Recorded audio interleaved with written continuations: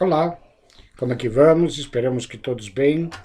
Aqui, graças a Deus, vamos seguindo na nossa quarentena, enquanto não sai a vacina. Precisamos todos nos prevenir, ok? Então, chegamos na nossa 20ª aula do livro O Aprendiz do Evangelho, primeiro ano, onde a Renata, aí na parte A, falou sobre o sobrenatural e sobre a questão dos milagres. E nós vamos falar um pouco, na parte B deste capítulo, sobre as curas e sobre a assistência espiritual. Tá? E esta parte começa Jesus falando em Mateus capítulo 10, versículo 8, não? Curai os doentes, ressuscitai os mortos, purificai os leprosos e expulsai os demônios. De graça recebestes, de graça dai. Ou seja, Jesus, quando falou isso aos seus discípulos, ele quis dizer a todos nós, em todas as épocas, que nós, seres humanos, temos essa capacidade de curar os nossos irmãos quando eles, evidentemente, são merecedores dessa cura e quando esta cura não vai ser pior do que o mal que os aflige. A gente vai ver um pouco mais adiante esse detalhe, ok? Então, Jesus, evidentemente, com a sua visão de governador da Terra, ele tinha uma visão transcendental da situação espiritual de cada um de nós encarnados naquela época. E onde ele podia, evidentemente, fazer o que ele fez, movimentando os processos naturais que todos nós podemos acessar igualmente, só que ainda estamos engatinhando nesse aprendizado. Ok? Kardec, na Gênese, no capítulo 15, ele diz o seguinte: de todos os fatos que testemunham o poder de Jesus, os mais numerosos são, sem dúvida, as curas. Ele queria provar por esse meio, que o verdadeiro poder é o que faz o bem, e que o seu objetivo era ser útil e não satisfazer a curiosidade dos indiferentes por meio de coisas extraordinárias, tá?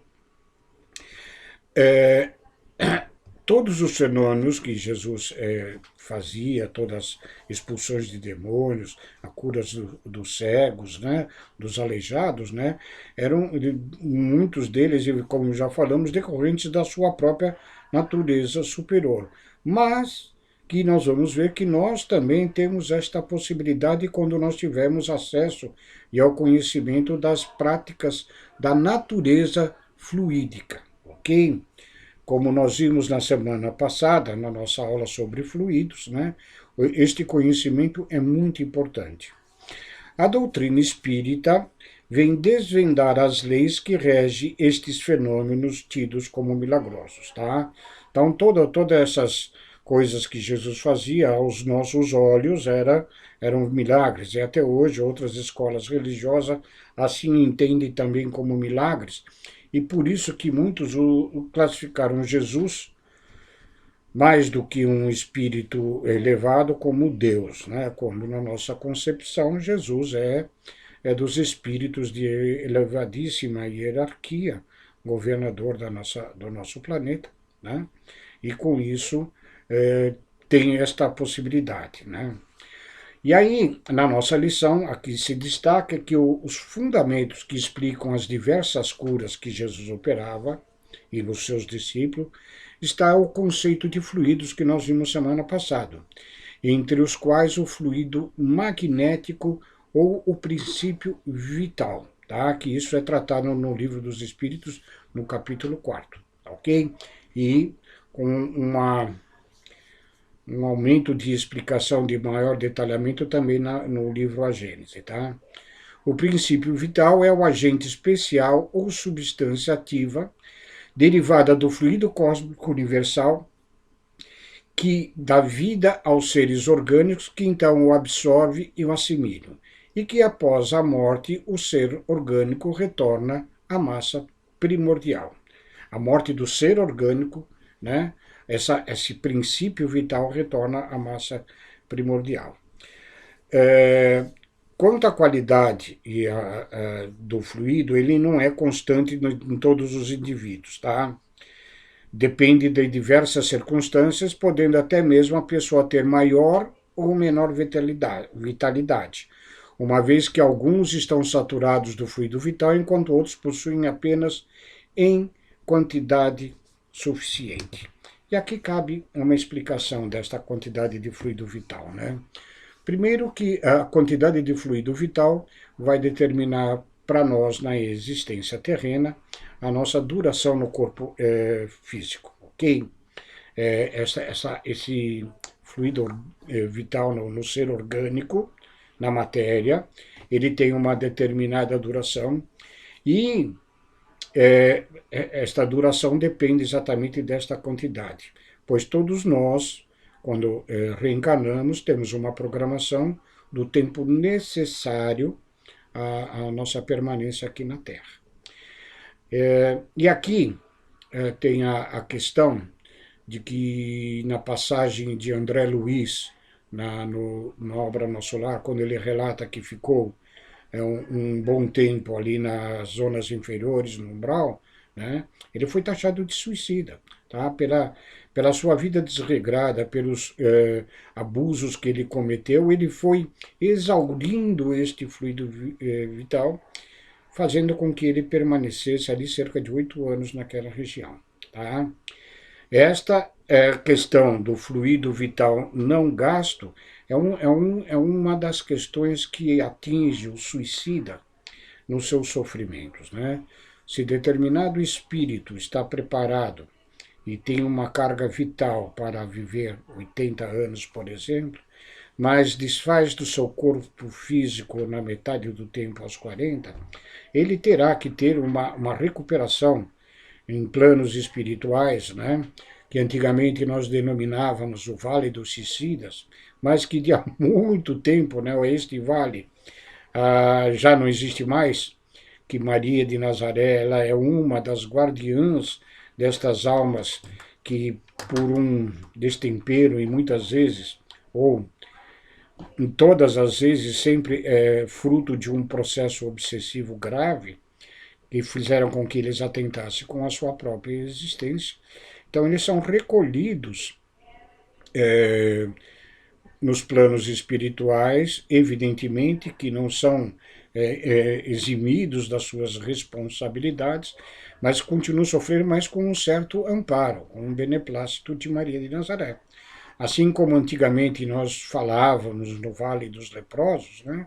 Hoje nós sabemos que o Vale dos Leprosos não existe mais. Existem colônias de hanseníases, onde eles, embora com a doença contagiosa, mas ainda muito agora pelos avanços da medicina sob controle, né? Mas eles vivem em colônias com maiores conforto e não mais largados ao Deus dará, num vale imundo e sem cuidados, ok? Da mesma forma, o Vale dos Suicidas não existe mais, mas os suicidas, eles têm um tratamento, mas que estão ali para resgatar esse ato insano na sua existência, ok? E aqui na nossa lição ele vai continuar assim. O ser orgânico não possui uma quantidade de vitalidade estanque, fixa, mas que no ato da sua concepção ele deve buscar nutrir-se do princípio vital para toda a vida, que é esse princípio que vai alimentar o tempo necessário na Terra. Essa absorção ocorre através da assimilação de substância que contém o fluido vital, por meio de processos da alimentação e da respiração, através da absorção das energias da natureza, através de um indivíduo para o outro, pois aquele que tem a maior quantidade pode doar ao que tem menos, e em certos casos pode voltar uma vida prestes a extinguir-se, e através dos fluidos recebidos dos benfeitores municipais. Bom, como vocês devem ter percebido, e principalmente aqueles que já fizeram o curso de passes, notam que aí quando ele fala que aqueles que têm uma quantidade de fluido vital podem doar àqueles que estão com esse fluido escasso e que têm necessidade para o seu restabelecimento perispiritual e às vezes até físico. Tá? Nós entendemos na doutrina que, evidentemente, que há processos de melhoria física bastante desenvolvido através de passes, ok? De processos de tratamento de assistência espiritual. Mas esta cura, mesmo esta melhoria, ela depende, como nós falamos no início, de certos merecimentos. Porque muitas vezes a doença, embora muitos não aceitem isso, a doença, ao nosso ver, no que nos diz a doutrina, ela é sim o remédio na existência para o nosso espírito, para o nosso perispírito, inclusive. Quando nós, numa determinada existência, nós provocamos desequilíbrios que vão afetar as fibras mais profundas do nosso perispírito, cometendo desatinos, assassinatos, causando males a nós mesmos, né? Então nós maculamos o nosso perispírito e estas máculas, elas precisam serem depuradas na matéria. E esta depuração, muitas vezes, ela se traduz em processos de doenças relativamente graves, né? Então, as doenças na Terra, nós precisamos entender que elas têm um fator benéfico para o espírito e para o perispírito, né? Que é a matéria mais sutil do nosso organismo, que intermedia o espírito e a matéria. Então, nesse corpo mais sutil. Nós vimos na aula passada que o perispírito é um ser fluídico, é o corpo da qual o espírito atua pela vontade, pelo seu pensamento. Tá?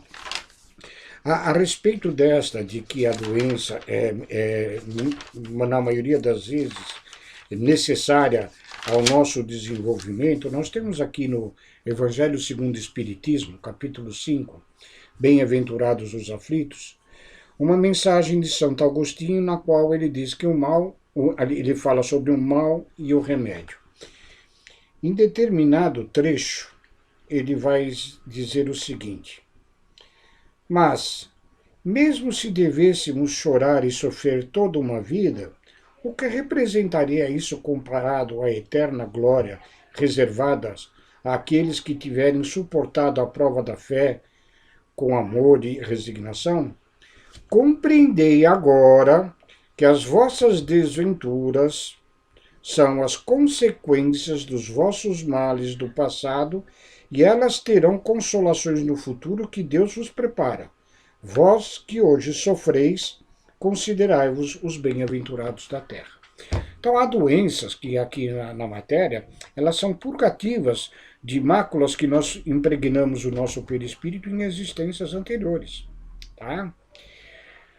Exigirmos, às vezes, as curas do nosso corpo físico significa nós afastarmos o remédio para as nossas almas.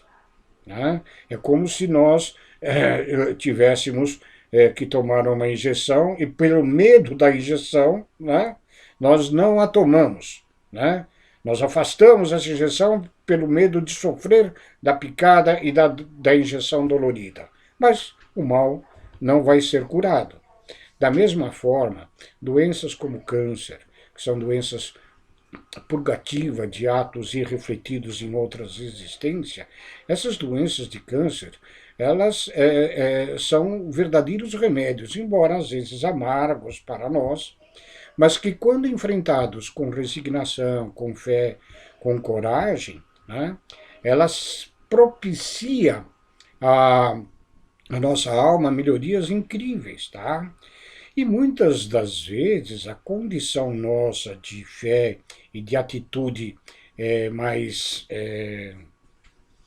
benéfica com relação a termos a doença e sermos mais resignados, muitas das vezes esse fato faz com que nós reduzamos o tempo necessário para a cura do perispírito através da doença no corpo.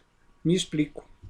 Nós temos hoje a ciência descobrindo diversas coisas no âmbito da genética, do núcleo, da essência das nossas células, e hoje se fala muito no DNA, né? Nós temos no DNA aquela espiral helicoidal, né? Onde tem 4 letras que formam um conjunto de programações na nossa existência, em todas as células do nosso organismo, que elas, quem sabe um pouco de informática, quem sabe um pouco de programação, você sabe que você pode programar uma certa atividade para ser feita um programa no computador ou no aplicativo, que se determinada coisa for assim, vai por este caminho. Se for ao contrário, vai para outro caminho. E pela programação você diz aonde o programa tem que se dirigir.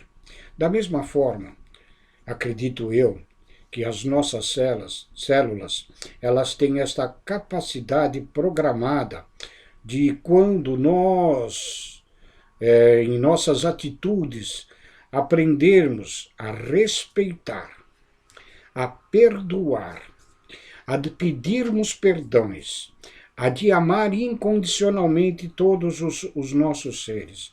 Quando nós aturamos os nossos males e as nossas doenças com resignação, com fé, com coragem, muitas das vezes é a programação que faz. Bom, ele está caminhando para o programa ser abortado, o programa da doença. Caso contrário, as resistências, o nervosismo, a neurastenia, as incompreensões fazem com que uma determinada doença que poderia ter um curso suave se torne mais grave em nós. Tá? Então, quando nós falarmos em curas, né, nós estamos falando em cura mais espiritual. Quando nós damos o passe para as pessoas, nós estamos atuando primeiro ao nível do perispírito, tá? No nível da emoção das pessoas, para fazer com que elas se equilibrem. Nem sempre, e na maioria das vezes não acontece de fato, nós vamos conseguir fazer uma cura, tá? Da forma como Jesus fazia, pois que ele sabia da condição espiritual daqueles que ele podia ou não curar, ok? Nós ainda não temos essa capacidade.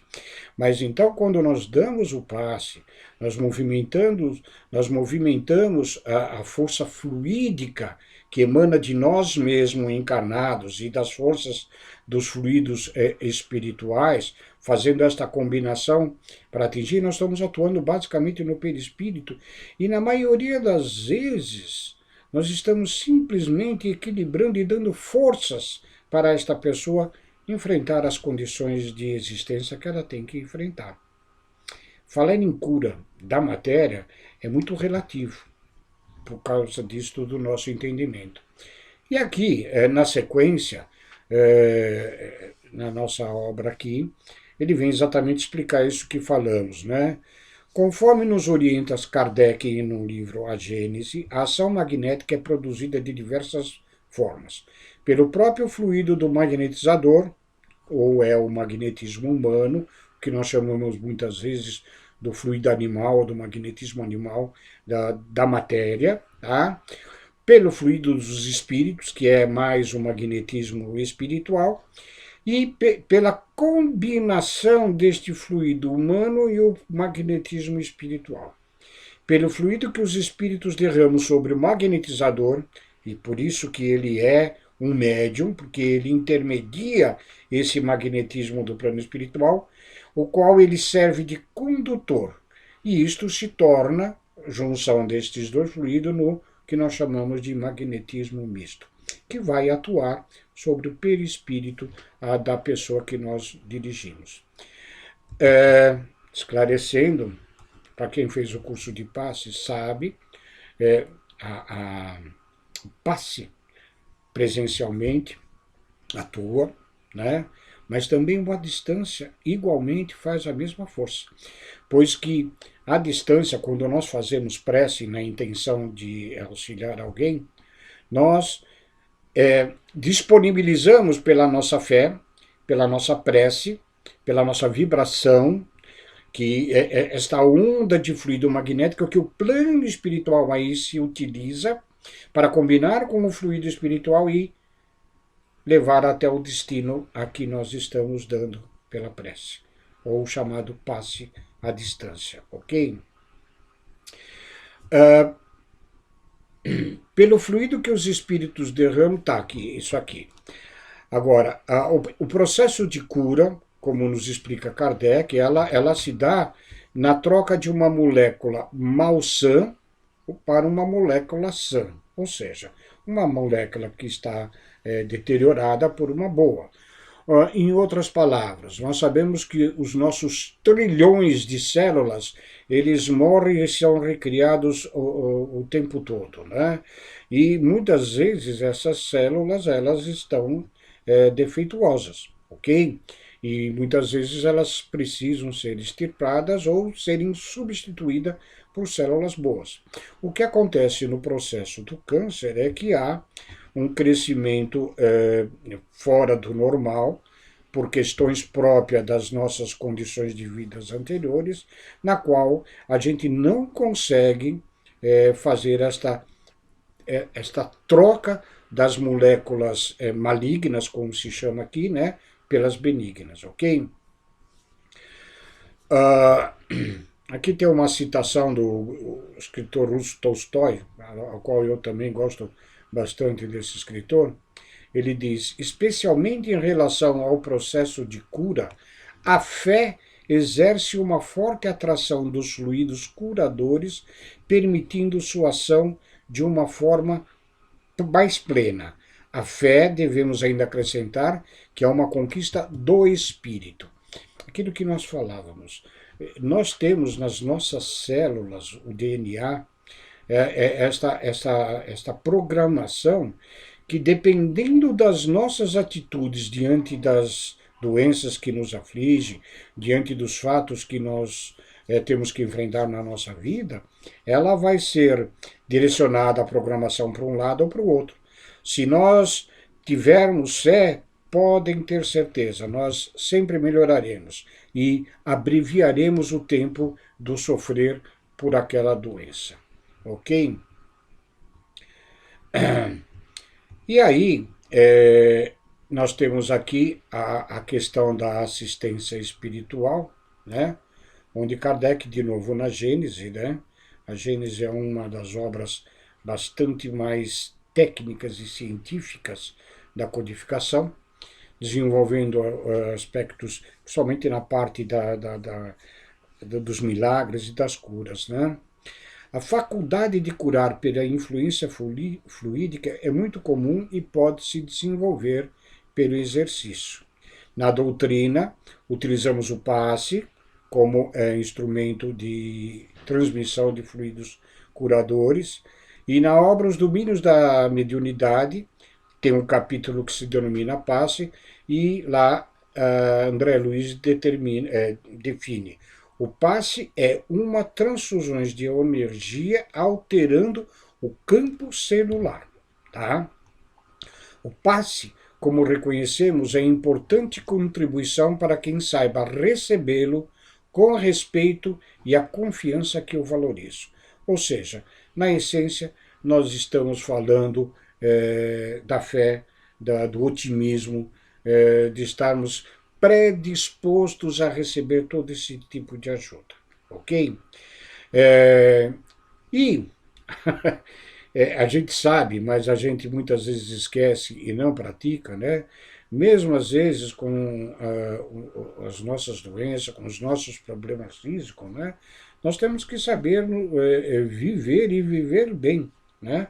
E aqui algumas recomendações que são das mais eficientes e eficazes para o nosso bem-estar, né? Frequentar sempre ambientes salutares, né? Ambientes que nos tragam alegria, felicidade, que nos façam bem. Praticar exercícios regularmente. Uma alimentação adequada, sem exageros, sem abusos, né? manter o pensamento elevado através da prece, da meditação e do estudo, e cultivar as virtudes e a prática da caridade e do bem.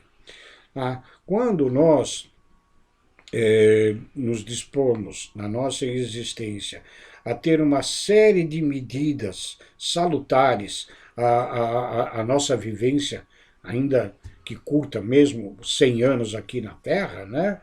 Nós estamos proporcionando um corpo físico mais saudável, ainda que adoecido. Não se esqueçam que a doença, na maioria das vezes, é o nosso remédio espiritual, tá? E então, esta atitude benéfica faz com que nós vivamos melhor, né? E aqui, uma última citação de Maris Peralva na obra Estudando a Mediunidade. Quanto mais se renova para o bem, quanto mais se moraliza e se engrandece, espiritualizando-se, maiores possibilidades de servir adquire o companheiro que serve ao espiritismo cristão no setor de passes. Né? Quando nós nos dispomos das nossas qualidades, ainda que físicas, e também de prece, de prática no bem, quando nós dedicamos-nos ao próximo, nós mesmos somos curados dos males e de nossas mazelas, e assim, quem pensa no próximo não tem tempo para pensar no seu sofrimento. Era essa a aula de hoje. Fiquem com Deus. Muito obrigado.